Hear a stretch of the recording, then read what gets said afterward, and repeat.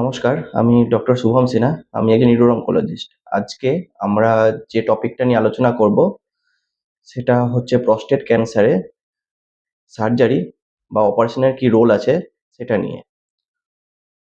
প্রথম যেটা বলবো সেটা হচ্ছে যখন প্রস্টেট ক্যান্সার একদম আর্লি স্টেজে ধরা পড়ছে, যখন সেটা শুধু ওই গ্ল্যান্ডের মধ্যে সীমাবদ্ধ আছে, তার বাইরে কোথাও ছড়ায়নি, সেক্ষেত্রে সবথেকে ভালো থেরাপি যেখানে হচ্ছে সেই ক্যান্সার ফিরে আসার চান্স সবথেকে কম, সেটা হচ্ছে সেই পুরো গ্রন্থি বাদ দেওয়া।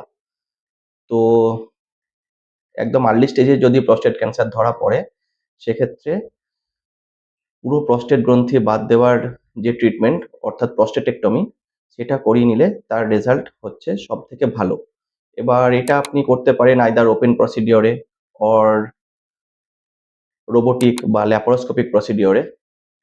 যেটা ওপেন প্রসিডিওর, সেখানে যেহেতু পেটে কাটা হয়, তাই জন্য পেশেন্টের মরবিডিটি অনেক বেশি হয়। তার রিকভার করতে অনেক টাইম লাগে।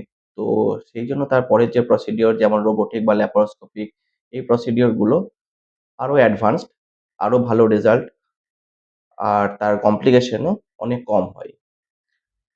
এরপর আমরা আসি যখন প্রস্টেট ক্যান্সার সেই গ্রন্থির বাইরে ছড়িয়ে গেছে বা শরীরের কোনো হাড়ে বা অন্য কোনো লিম্ফ নোডে ছড়িয়ে গেছে, সেক্ষেত্রে আমরা কি করব?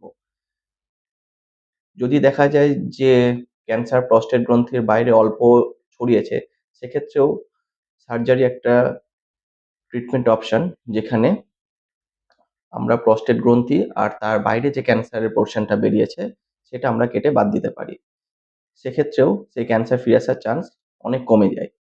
আর যে ক্ষেত্রে শরীরের অন্যান্য অংশে সেই ক্যান্সার ছড়িয়ে যায়, সেক্ষেত্রে যদিও মেন থেরাপি আমাদের কাছে থাকে হচ্ছে রেডিয়েশন থেরাপির সাথে হরমোনাল থেরাপি, কিন্তু কিছু ক্ষেত্রে দেখা যায় যে পেশেন্টের প্রস্টেটটা এত বড় হয়ে গেছে যে সে কোনোভাবেই আর কোনো ইউরিন পাস করতে পারছে না, বা তার মাঝে, মাঝে খুব ব্লিডিং হচ্ছে। সেক্ষেত্রে আমরা একটা প্রসিডিওর করি যেটার নাম হচ্ছে চ্যানেল টিউআরপি।